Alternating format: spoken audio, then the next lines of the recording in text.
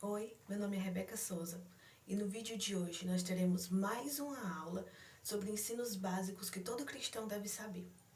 Nós tivemos a aula de número 1, que foi sobre conhecendo a Bíblia. Esse vídeo foi dividido em duas partes.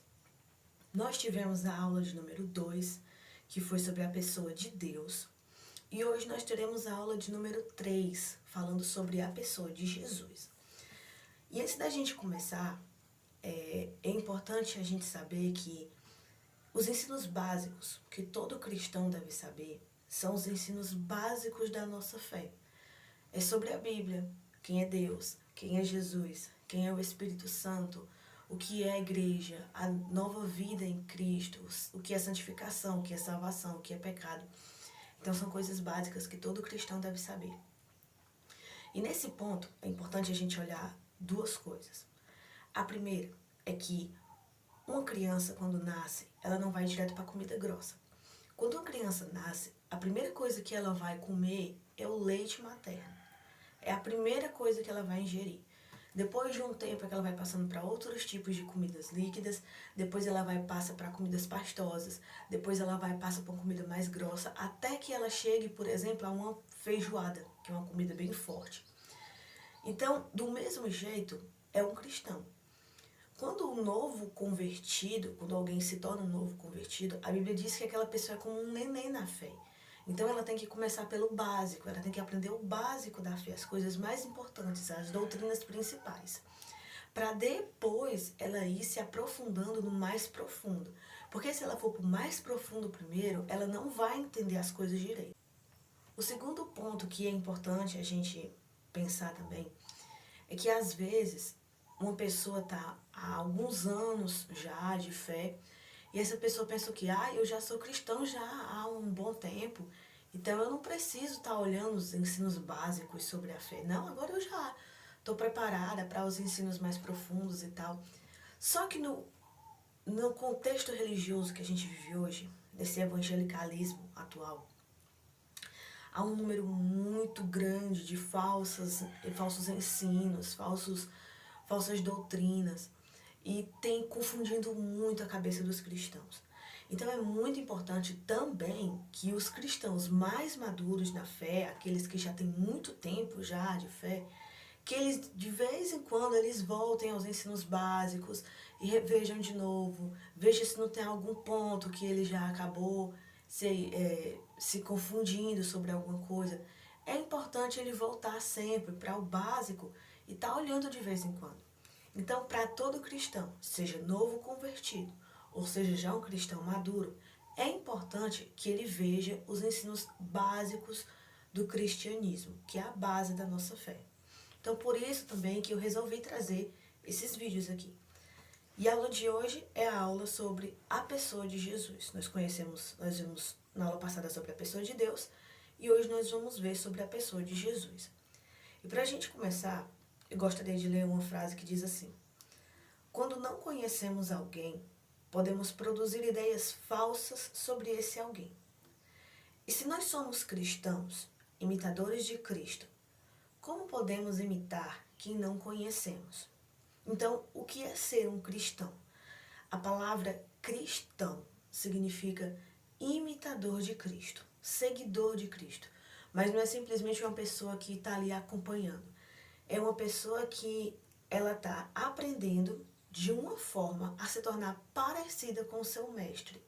Então é isso que significa ser cristão. É andar com o seu mestre, que é Cristo no caso, ao ponto de você se tornar parecido com ele. Então, como é que eu vou poder me tornar imitadora de Cristo se eu não conheço bem a pessoa de Cristo? Porque no evangelicalismo atual, Deus, por exemplo, ele é tratado como quase um garçom. É um Deus que dá. Muita gente só procura Deus pelo que ele pode dar, pelas bênçãos, pela cura, pela prosperidade, pelo emprego, por esses tipos de coisas. Hoje em dia tem diminuído muito o número de pessoas que procuram a Deus simplesmente pelo que ele é. É muito difícil. Querem o Deus que dá, aliás, querem o que Deus dá, mas não querem o Deus que dá. Também uma imagem distorcida também que tem é a imagem sobre o Espírito Santo. E o Espírito Santo hoje é mais parecido em muitos lugares. Infelizmente, e isso é triste de se dizer, ele ficou mais parecido com um palhaço. Porque as pessoas fazem barbaridades dentro e fora dos templos, usando o nome do Espírito Santo. Uma bagunça enorme, que se você procurar aí nas redes sociais, no YouTube, Instagram, Facebook, se você procurar, você vai ver coisas horríveis que as pessoas estão fazendo hoje na igreja atual e que dizem que é movida pelo Espírito Santo, quando não é. E uma outra imagem também, bem distorcida, é a imagem do próprio Jesus. Deus é visto em muitos lugares como um garçom, o Espírito Santo como um palhaço e Jesus como um homem fraco, que não é suficiente para dar salvação às pessoas. As pessoas, para serem salvas, é o sacrifício de Jesus mais guardar certos dias. É o sacrifício de Jesus mais seguir certas regras. É o sacrifício de Jesus mais obedecer tal profeta. É o sacrifício de Jesus mais ler e seguir tal livro escrito por alguém.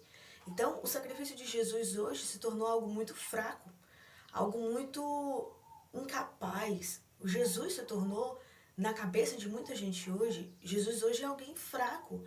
O sacrifício que ele fez não é suficiente para que as pessoas possam ser salvas. Sempre elas têm que tentar uma forma de ter o seu esforço próprio para poder alcançar a sua salvação. E não é isso que a Bíblia fala.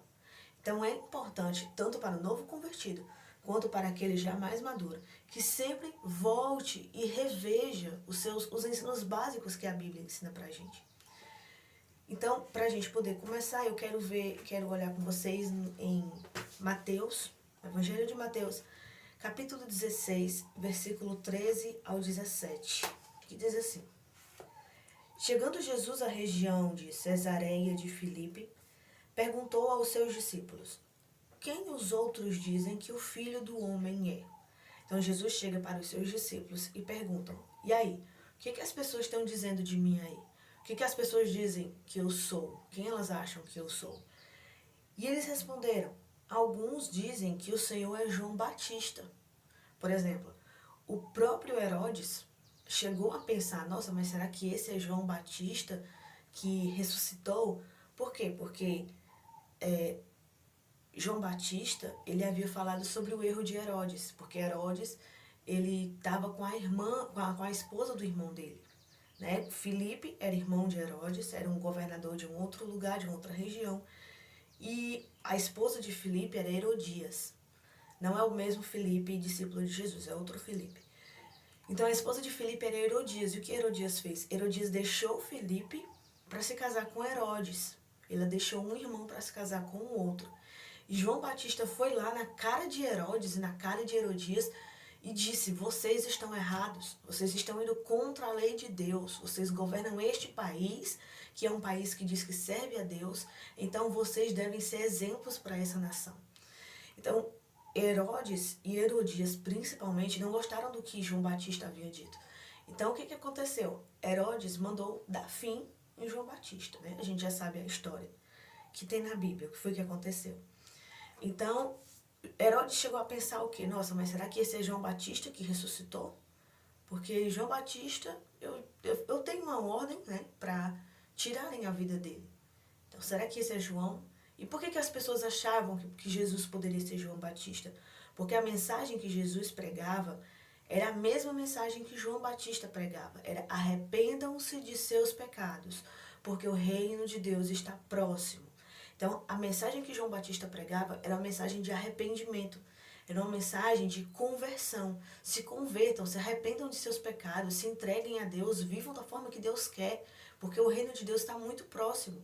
O Messias que há de chegar está vindo e ele está bem aí. Então, Jesus pregava quase a mesma mensagem. A diferença é que ele não dizia que o Messias estava perto de chegar, mas que ele já havia chegado. O reino de Deus havia chegado. É uma passagem que ele diz: o reino de Deus há de vir e, na verdade, já chegou. O tempo está chegando e, na verdade, já chegou. O reino de Deus já está entre vós. Mas João pregava sobre arrependimento e Jesus pregava a mesma coisa, a mesma mensagem. Depois ele diz assim, ainda outros dizem que o Senhor é Elias. E por que diziam que Jesus era o Elias? Porque havia uma profecia do Velho Testamento que dizia que antes do Messias vir, antes daquele que havia de chegar definitivamente, Deus enviaria um profeta no mesmo poder de Elias, que alguns pensaram que era o próprio Elias, ou um Elias reencarnado, e viria esse profeta no poder de Elias, com a mesma mensagem de Elias, com a mesma ousadia de Elias, e pregaria sobre arrependimento, que foi o que Elias também fez no Velho Testamento, lá no tempo do rei Acabe. Elias foi até Acabe e disse, Acabe, você está errado. Vocês estão fazendo tudo errado, não é assim. Se arrependam dos seus pecados, porque Deus está pronto para perdoar vocês. Foi isso que Elias foi pregar. E era a mesma mensagem que João Batista estava pregando, e era a mesma mensagem que Jesus pregava também. Então, alguns achavam que Jesus, na verdade, era o Elias que havia de vir. Mas só que em outra passagem, Jesus diz, e na verdade, João Batista era o Elias que havia de vir. Então, o profeta que viria no poder de João Batista, não que Elias havia descido do céu e agora estava pregando de novo na terra, porque Elias não havia morrido, foi arrebatado, ou uma reencarnação de Elias. Não, não era isso. Mas João Batista veio no mesmo espírito de Elias, no mesmo poder, com a mesma ousadia, pregando a mesma mensagem. Eles tinham o mesmo objetivo, pregar arrependimento e conversão ao povo. E Jesus pregava a mesma mensagem deles, no mesmo espírito, na mesma ousadia, com o mesmo poder e até muito mais, uma autoridade que ninguém sabia de onde vinha, porque ninguém nunca tinha visto ninguém pregando com tanta autoridade como Jesus pregava. Então muitas pessoas achavam que Jesus, na verdade, era João Batista que havia ressuscitado, ou Elias que havia de vir. Ainda outros diziam que era Jeremias, ou um dos profetas, os profetas maiores. Jeremias, Ezequiel, Isaías, Daniel. Então, algumas pessoas pensavam que era um desses grandes profetas que Israel teve, que havia reencarnado. Então, Jesus pergunta aos seus discípulos, e vocês? Quem vocês dizem que eu sou? Porque as pessoas na rua diziam uma coisa, esse é João Batista, não, esse aí é Elias que voltou, não, esse aí é um dos grandes profetas que Israel já teve, que acabou ressuscitando ou reencarnando. E Jesus perguntava, e vocês, que são meus discípulos, que me acompanham dia e noite, que estão vendo aqui todas as minhas pregações, que vocês veem aqui os meus momentos os momentos que Jesus estava cansado, quando Jesus estava com fome, porque Jesus era um homem. Jesus ele veio 100% como Deus, mas ele veio também 100% como um homem. Jesus ele teve fome, Jesus ele teve medo, Jesus ele ficou triste, Jesus ele chorou, Jesus ele teve sede, Jesus precisou fazer necessidades básicas. Jesus era um humano, ele veio como qualquer pessoa. Jesus ele se feriu. A diferença é que Jesus não teve pecado. Jesus nunca pecou. Ele foi um cordeiro perfeito, sem mancha e sem mácula. Mas Jesus era um ser humano e ele teve os mesmos sentimentos que nós, passou pelos mesmos sofrimentos que nós. Hebreus diz, nós precisávamos de um sacerdote que passasse pelo que a gente passou para entender aquilo que a gente está passando e poder interceder por nós a Deus. Então, Jesus pergunta aos seus discípulos, e vocês que me acompanham dia e noite, quem vocês dizem que eu sou? Então Pedro lhe diz, tu és o Cristo, o Filho do Deus vivo. Então o que Pedro faz? Pedro ele tem ali uma revelação. E Pedro diz, não, o senhor não é João Batista, o senhor não é Elias. E o senhor também não é nenhum dos profetas que ressuscitou. O Senhor é o Cristo, aquele que havia de vir. Cristo, é interessante a gente saber, a gente conhecer que Cristo não era o sobrenome de Jesus. Naquele tempo as pessoas não tinham sobrenome. Hoje tem, por exemplo, que nem no meu nome, né? Sara, Rebeca, Braga. Então, hoje as pessoas têm um sobrenome para poder identificar quem é e tal. Mas naquele tempo as pessoas não tinham sobrenome. As pessoas eram conhecidas ou por sua função, por exemplo, Mateus o publicano, ou as pessoas eram conhecidas pelo o seu pai, por exemplo, João e Tiago, filhos de Zebedeu, ou, por exemplo, que nem Simão, né? Simão Bar Jonas, que significa Simão, filho de Jonas. Bar é filho. Ou então as pessoas eram conhecidas pela sua cidade, como por exemplo Jesus o Nazareno, ou Maria Madalena, que era Maria da cidade, da região de Magdala, ou por exemplo Simão de Cirene, que era conhecido como Simão o Cirineu. Então as pessoas naquele tempo eram conhecidas ou por sua cidade, ou por sua profissão, ou principalmente pelo nome do seu pai, como diziam, é fulano, filho de Cicrano, filho de Beltrano. Então, era assim que as pessoas se conheciam.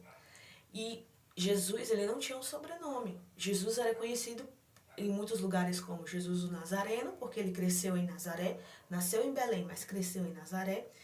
Mas ele também era conhecido como Jesus Bar José. O quê? O que significa? Jesus, filho de José.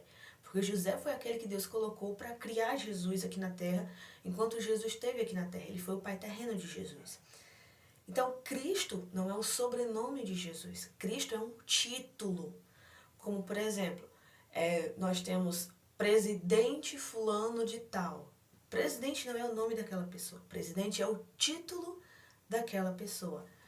Pastor fulano de tal. Pastor não é o nome da pessoa. Pastor é o título da pessoa. Cristo não era o nome de Jesus. Cristo era o título de Jesus. Então, Jesus o Cristo. E o que significava também Cristo? Cristo significa o ungido. É a mesma palavra também, Cristo, é a mesma palavra para Messias. Só que uma é em hebraico e a outra é a tradução em grego. Então, Jesus o Cristo era a mesma coisa de dizer Jesus o Messias, o ungido, aquele que havia de vir. Então, Pedro diz, tu és o Cristo, tu és o ungido, tu és aquele que haveria de vir, o Filho do Deus vivo. E o que Jesus responde para ele? Versículo 17.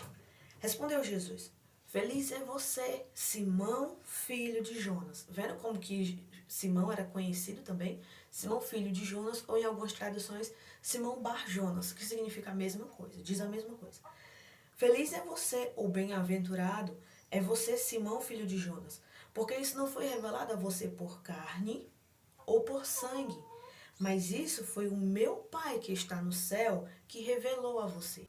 Então, para que Pedro pudesse ter o entendimento de que Jesus era o Cristo, era o ungido, era o Filho do Deus vivo, aquele que haveria de vir, para que Pedro pudesse ter entendido isso, Deus teria que ter revelado a Pedro.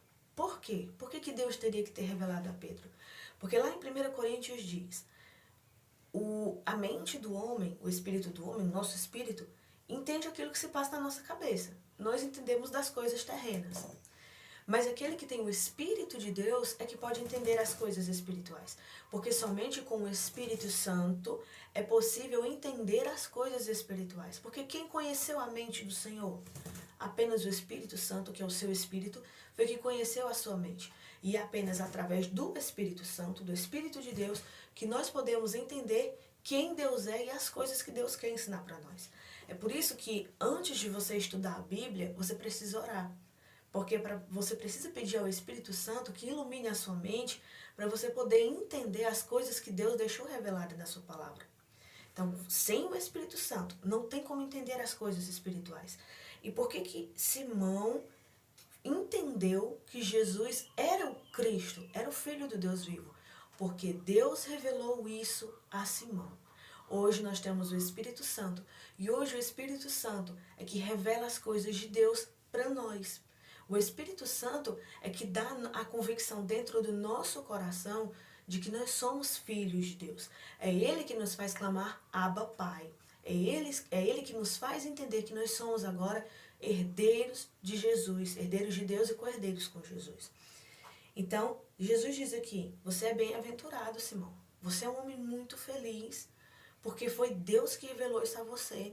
Isso não vem da sua mente, não. Mas foi Deus que revelou a você que eu não sou qualquer um. Eu não sou apenas um profeta que haveria de vir. Eu não sou apenas aquele que viria no mesmo poder, no mesmo espírito de Elias. E nem tampouco eu sou João Batista que ressuscitou. João Batista, na verdade, era aquele que haveria de vir no espírito de Elias. E ele veio e ninguém aceitou ele. Mas eu sou Cristo, o Filho do Deus vivo. E você, Simão, só entendeu isso. Você só tem consciência disso. Porque o meu Pai revelou a você. O meu Pai permitiu que você entendesse isso. A próxima passagem que eu quero ver com vocês é João 14, versículo 6. Então, é João 14, 6 que diz assim: Respondeu Jesus: Eu sou o caminho, a verdade e a vida. Ninguém vem ao Pai a não ser por mim. E o que Jesus quis dizer aqui? Jesus quis dizer que o único caminho para chegar até Deus era por Ele. Na verdade, todos os caminhos levam a Deus. Todos os caminhos, como um juiz. Porque no final de tudo, todos os homens vão se ajoelhar perante Deus e vão glorificar o seu nome, querendo ou não. Mas todos os homens vão fazer isso. A Bíblia diz: todo joelho se dobrará perante Ele. Mas para levar a Deus como um Pai, como seu Salvador, seu Rei, só há um caminho. E esse caminho é Jesus Cristo. Se não for através de Jesus Cristo, não tem como chegar até Deus. O que Jesus quis dizer aqui? Como que ele explicou isso? No Templo de Jerusalém, haviam várias portas. E por que haviam várias portas? Porque haviam vários compartimentos no templo. Havia a parte de fora. Então, assim que você entrava para dentro do templo, hoje é o Muro das Lamentações, foi a única parte do templo que sobrou. Então, para você poder entrar na parte de dentro do templo, você passava primeiro pelo muro. E ali havia uma porta, e aquela porta tinha um nome. Então, você entrava para a área externa do templo. A área externa do templo era o pátio. O pátio era onde qualquer pessoa se reunia. Tanto fazia ser judeu homem, como mulher, e também como gentios. Os gentios também poderiam entrar lá no pátio do templo. Era no pátio do templo também que ficava o mercado. Aquele mercado que Jesus chegou e expulsou os mercadores e expulsou os animais e tal. Então era lá que acontecia o mercado para poder comprar os animais, para poder serem sacrificados dentro do templo. Também no pátio do templo era onde as pessoas faziam alguns debates. Lá se encontrava muita gente de várias regiões. Então, o melhor lugar para que alguém pudesse fazer um debate ou uma pregação, para que várias pessoas pudessem ouvir, era no pátio do templo. É como se fosse uma praça hoje em dia. Se você quer alcançar o maior número de pessoas possíveis, normalmente alguém vai numa praça, porque é o lugar o lugar de maior acessibilidade. É onde se encontram mais tipos de pessoas, o maior número de pessoas. Então lá era o pátio do templo. Então, desse pátio do templo, havia um outro muro para você entrar dentro de um outro compartimento. E aí você já entrava em um outro pátio, o pátio das mulheres. Nesse pátio das mulheres não podia entrar gentios, ou seja, estrangeiros. Só quem podia entrar no pátio das mulheres eram os israelitas. E por que se chama pátio das mulheres? Os homens também podiam entrar naquele pátio. E também os deficientes e tal. Mas é porque as mulheres só poderiam entrar até aquele lugar. Então, tínhamos o lugar de fora, que era o pátio externo, onde qualquer pessoa poderia entrar, tanto faz ser judeu como estrangeiro, criança, velho, tanto faz. Então, tinha um outro compartimento do templo, um outro pátiozinho, que era só até ali que as mulheres podiam entrar e também iam até ali os deficientes. E ali também tinha uma outra porta. E aí a pessoa passava por uma terceira porta. E dessa terceira porta dava acesso a uma outra região do templo, a um outro compartimento. Um compartimento mais para dentro, né? Tinha o pátio externo, o pátio interno, então tinha um outro compartimento. Esse compartimento era onde ficava o altar para poder queimar os sacrifícios, o lavatório e tal. Era ali onde ficava. E quem podia entrar naquele compartimento? Apenas os homens judeus. Apenas os homens judeus. Mulheres já não entravam lá, deficientes também não podiam entrar. Então, só quem podia entrar naquele compartimento eram homens judeus. Depois de passar por aquele compartimento, entrava-se, aí sim tinha realmente a região do templo, que era o próprio templo em si. E o templo em si era dividido em duas partes. Tinha o lugar santo e o santo dos santos, ou lugar santíssimo.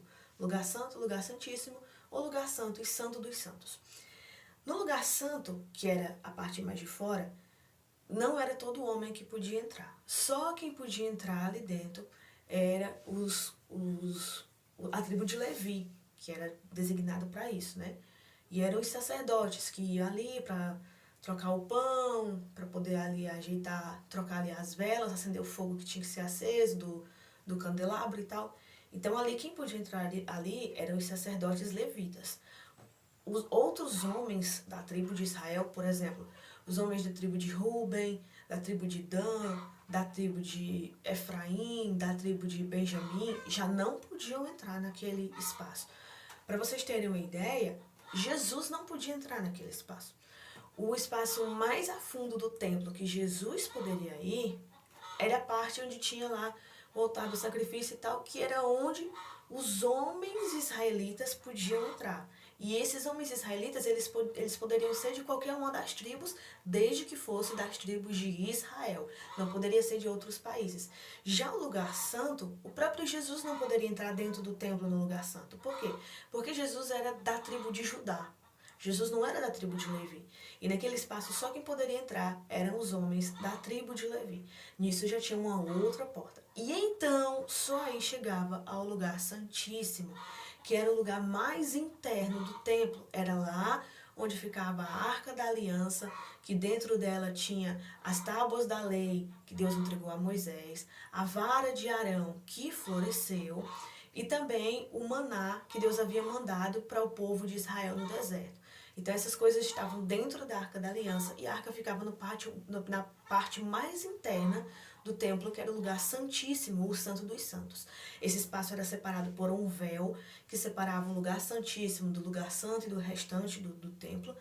E só quem podia entrar ali dentro era o sumo sacerdote, que era como líder dos sacerdotes, uma vez por ano, depois de muita preparação. Ele tinha que fazer sacrifícios por ele, pela família dele, pelo povo, tinha que se purificar, tinha que se manter longe da esposa, né? Por alguns dias e tal. Então esse homem tinha que estar totalmente purificado, tinha que passar por todo um ritual de purificação para poder entrar nesse espaço uma vez por ano. Isso era feito por sorteio para ver qual era o sacerdote que ia entrar naquele espaço uma vez por ano. Então haviam muitas portas para poder até ter acesso ao lugar santíssimo. E por que ninguém poderia entrar naquele lugar santíssimo? Porque no lugar santíssimo é onde estava a presença de Deus.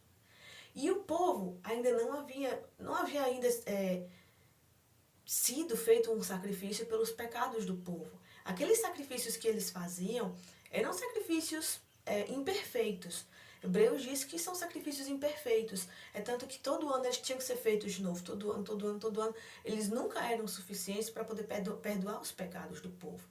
Então não tinha vindo ainda um sacrifício perfeito para ser feito pelo povo de Israel, para que todo mundo tivesse acesso à presença de Deus. Por isso que tinha um véu que separava o lugar da presença de Deus do restante do povo de Israel, porque o povo ainda estava condenado nos seus pecados, o povo ainda não tinha ninguém que tinha morrido por eles, intercedido por eles e tal. Então, o povo não poderia entrar no lugar santíssimo, só o sacerdote escolhido para aquilo uma vez por ano, depois de todo um ritual de purificação que durava alguns dias. Então, o que acontece? A porta que levava ao lugar onde só os homens israelitas poderiam entrar, homens israelitas de qualquer tribo de Israel. Aí nós tínhamos a segunda porta que dava acesso ao lugar santo. E nós tínhamos a terceira porta que dava acesso ao lugar santíssimo, ao Santo dos Santos.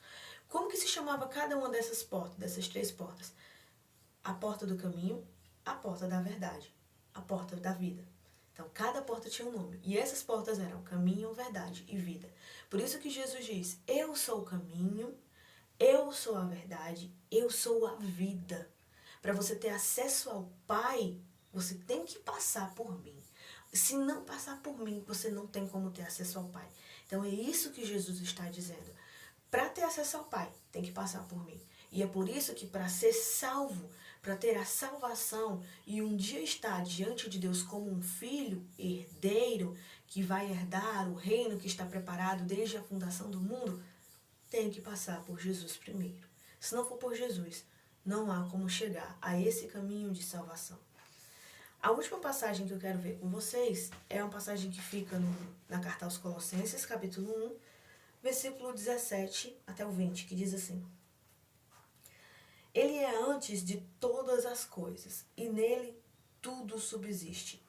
Só nesse versículo, nessa passagem, olha o que a gente viu. Ele é antes de todas as coisas. O que significa? Ele não era, ou ele não vai ser, ele é. Ele é. Antes de todas as coisas, ele é. Antes de que tudo fosse feito, Jesus já existia. Por isso que também em João capítulo 1 e versículo 1, o que está escrito? No princípio era o verbo, a palavra, o logos, que está se referindo a Jesus. E ele estava com Deus, ele era Deus e estava com Deus. E tudo foi feito por ele. Então o que diz aqui? Ele é antes de todas as coisas. E nele tudo subsiste.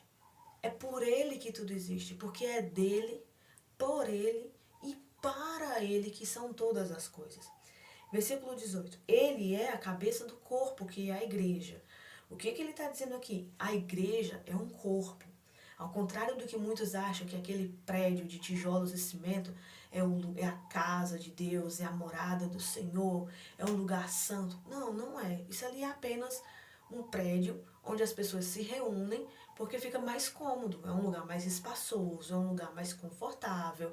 Dentro, por exemplo, dentro da minha casa não caberia várias pessoas que cabem, por exemplo, em muitos templos grandes. Por quê? Porque na minha casa é um espaço pequeno, na sua casa é um espaço pequeno. Então, por isso as pessoas se reúnem em um lugar maior, em um salão, em um prédio, que hoje se dá o nome de templo, por causa do templo de Israel, né? Uma referência que fazem. Mas o corpo, a igreja, é as pessoas. Eu não sou igreja, você não é igreja. Eu sou um tijolo e você é outro tijolo. E um tijolo com outro, com outro, com outro, com outro.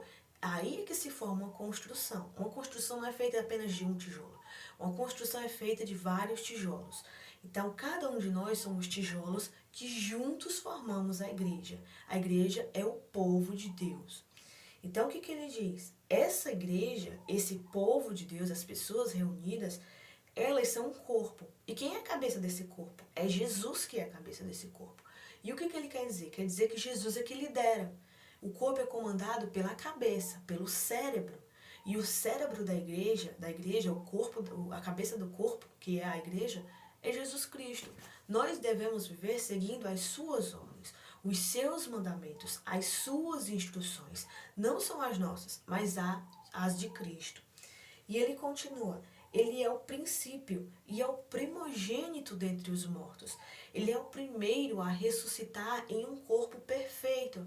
Ah, mas ele não foi o primeiro que ressuscitou. Nós temos, por exemplo, Lázaro. Lázaro ressuscitou primeiro que Jesus? Sim, mas Lázaro ressuscitou ainda no seu corpo imperfeito, ainda no seu corpo passível de pecar. Ele ainda poderia pecar a qualquer momento que fosse, ele ainda ficaria doente, ele ainda sentia tristeza, dor. Mas, então, Lázaro, ele não foi ressuscitado num corpo perfeito. O primeiro a ser ressuscitado em um corpo perfeito foi Jesus Cristo. Por isso ele é o primogênito dentre os mortos.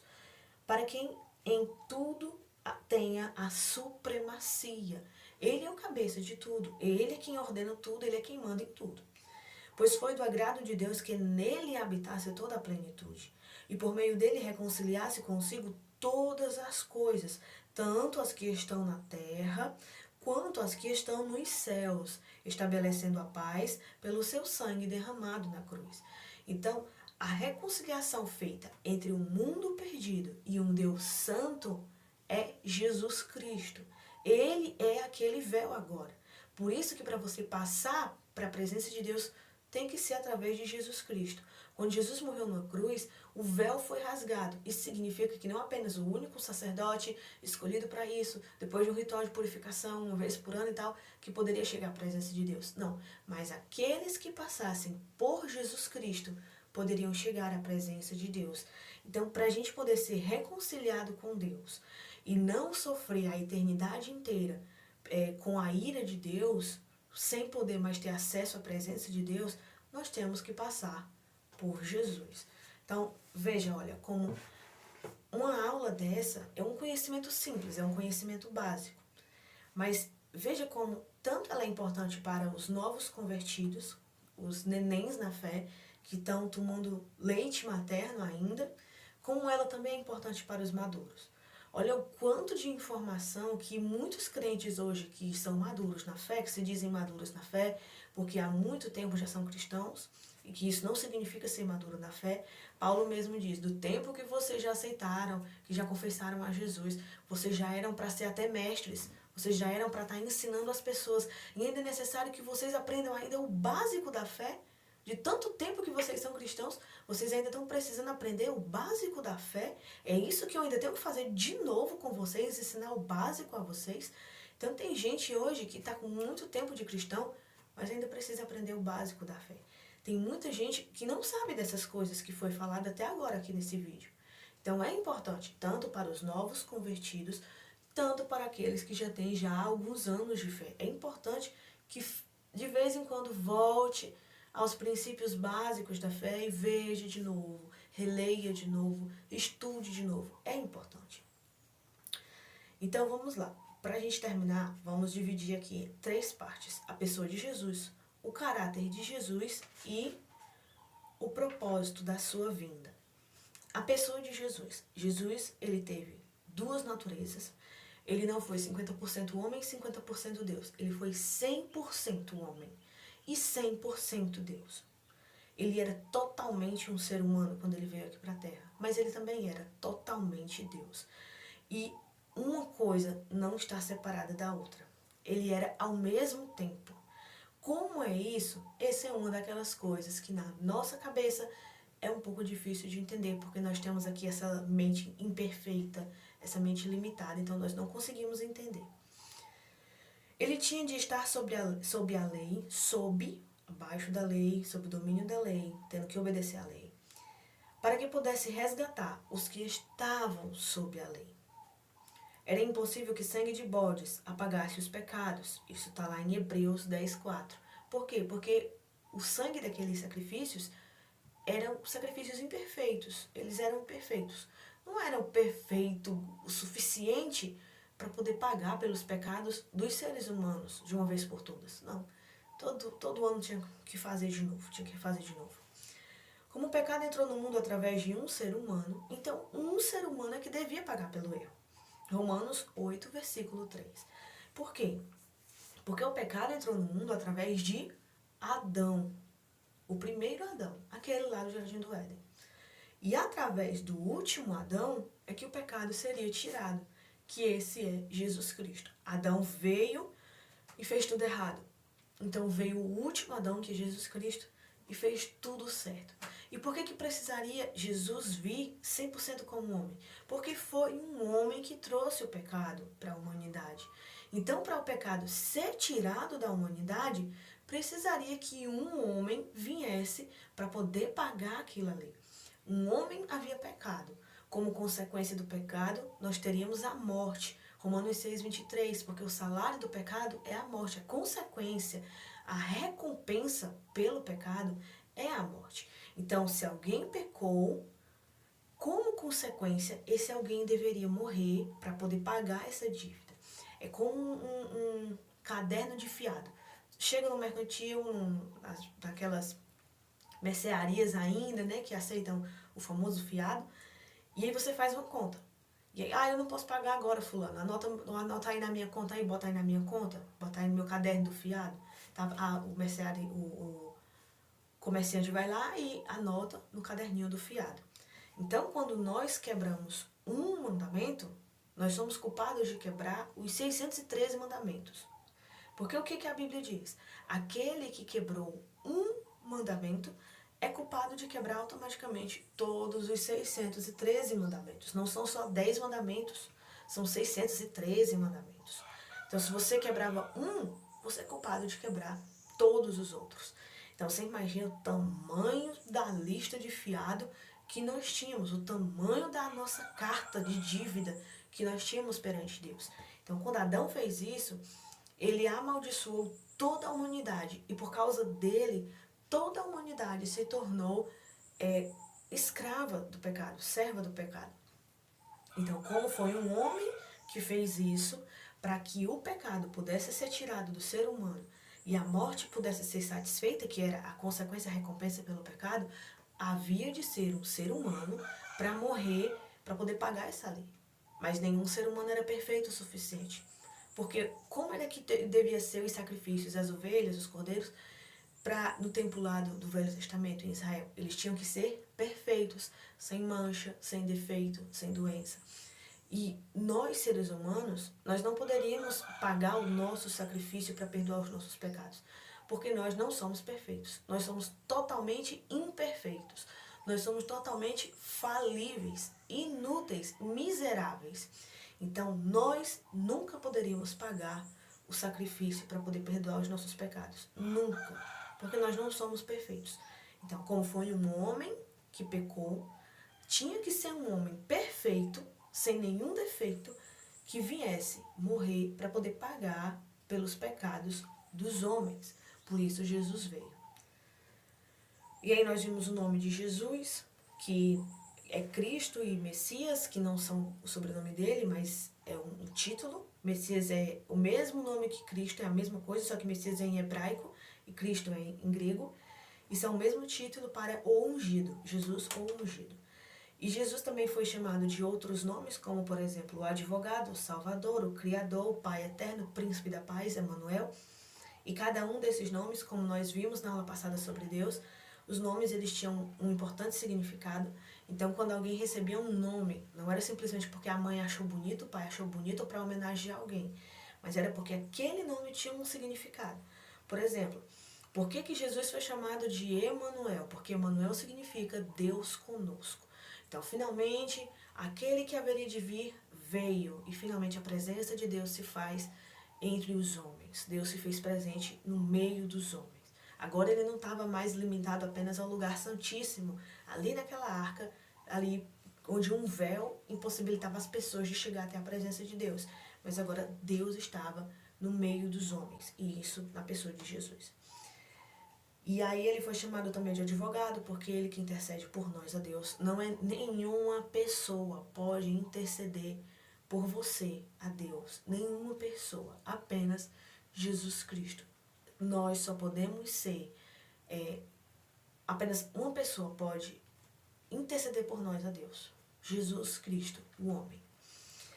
O caráter de Jesus. Desde a infância, Jesus dava seu exemplo. Dava exemplo com o seu caráter. Humildade, serviço, amor, obediência, honra a Deus, amor ao próximo. Então, nós devemos olhar para Jesus, e nós vamos ver isso nas palavras que tem na Bíblia, e poder ver como que Jesus se comportava, como que ele era, como que ele vivia, para a gente poder viver imitando a Jesus, ser imitadores dele também. E o que ele diz em João 13, do versículo 13 ao 15? Olha, vocês viram o que foi que eu fiz? Agora vocês vão e façam também. Porque assim como eu dei o exemplo para vocês, agora vocês vão e façam também, e me imitem. E é isso que significa ser cristão.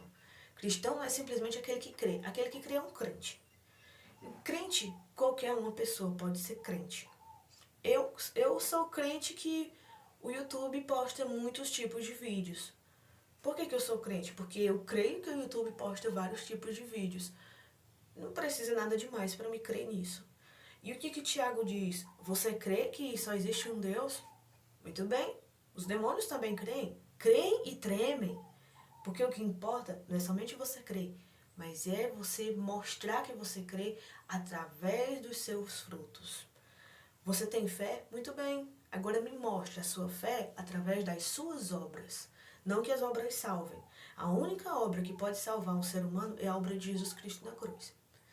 Agora, se você tem fé em Jesus Cristo, se você diz que é um cristão, então automaticamente a sua vida tem que mostrar frutos, sinais, provas, evidências de que você é um cristão. Então mostre a sua fé através das suas obras. A vontade de Deus é que sejamos filhos maduros, a exemplo de seu filho, que era um filho maduro. E Deus quer que a gente vá crescendo e se tornando maduro na fé, como Jesus era. E o propósito da vinda de Jesus? Jesus veio para resgatar a humanidade do pecado e da condenação. A gente já viu aqui ao longo desse vídeo aqui vários motivos por que Jesus haveria de vir, por que ele teria que vir para poder pagar pelos nossos pecados. Ele veio para destruir as obras de Satanás, isso está em 1 João 3:8. Ele veio para nos dar a vida eterna, isso está em João 3, versículo 16 ao 17.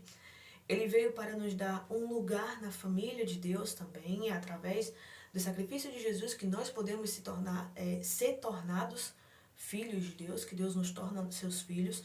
Isso está em João capítulo 1, versículo 12. Ele veio para reconciliar a criação com Deus. Adão veio e desvirtuou tudo, e ficou tudo deformado, ficou tudo de uma forma que não estava do jeito que agradava mais a Deus. A imagem de Deus ela foi desvirtuada. Então veio Cristo para poder conciliar tudo com Deus de novo, reconciliar tudo com Deus de novo. Isso está em 1 João capítulo 1, versículo 3. E ele veio nos mostrar a natureza de Deus. Isso está em João 14, do versículo 7 ao 11. Muitas pessoas não entendiam ainda como que Deus era. Muitos viam Deus como um carrasco, muitos viam Deus como um Deus ruim, como um Deus iracundo. E aí Jesus veio mostrar, não é assim que Deus é. Vocês estão tendo uma imagem muito distorcida de quem Deus é. Mas vocês querem saber como Deus é? Vocês querem saber como é que o meu Pai é? Orem para mim. Quando o discípulo disse, Senhor, mostra-nos o Pai, e isso nos basta. E ele disse, você está comigo há tanto tempo e você ainda me pede para lhe mostrar o Pai? Quando você vê a mim, você vê o Pai. Você quer saber quem o meu Pai é? Olhe para mim. O que Jesus dizia? Você quer saber quem é Deus? Olhe para mim. Então, quando você olhar para Jesus, você vai saber quem Deus é de verdade. Então, essa foi a aula de hoje sobre conhecer a pessoa de Jesus. Ele é uma das pessoas da Trindade. A Trindade diz que nós temos um Deus apenas, não três deuses, um Deus apenas. E esse Deus, ele se mostra em três pessoas. Nós temos Deus Pai, que não é o Deus Filho e nem é o Deus Espírito Santo. Nós temos o Filho, que não é Deus Pai, também não é o Espírito Santo. E nós temos o Espírito Santo, que não é o Deus Pai e também não é Jesus Cristo. Mas os três são um Deus. É apenas um Deus. Nós não adoramos três deuses. Nós adoramos apenas um Deus. Ouça, ó Israel, o Senhor teu Deus é o único Deus. Então essa foi a aula de hoje. Na próxima aula nós vamos vir aqui para aprender sobre o Espírito Santo, que é a terceira pessoa da Trindade. Então, se você gostou dessa aula, se essa aula lhe edificou, se você achou que essa aula foi interessante, você aprendeu muita coisa nessa aula, então curte aí, porque o YouTube vai perceber que é um vídeo que pode ser interessante, que tem um conteúdo interessante para algumas pessoas e vai poder recomendar também esse vídeo para outras pessoas, para que outras pessoas também possam aprender mais sobre Jesus. E aí você se inscreve, tem aí o botãozinho de se inscrever, e toda vez que a gente tiver um vídeo novo, vai aparecer o recadinho aí no seu telefone, mostrando que tem um vídeo novo, e você entra lá e dá uma olhada para você aprender mais sobre Deus também. Então essa foi a nossa aula de hoje, eu espero que vocês tenham gostado e até a próxima.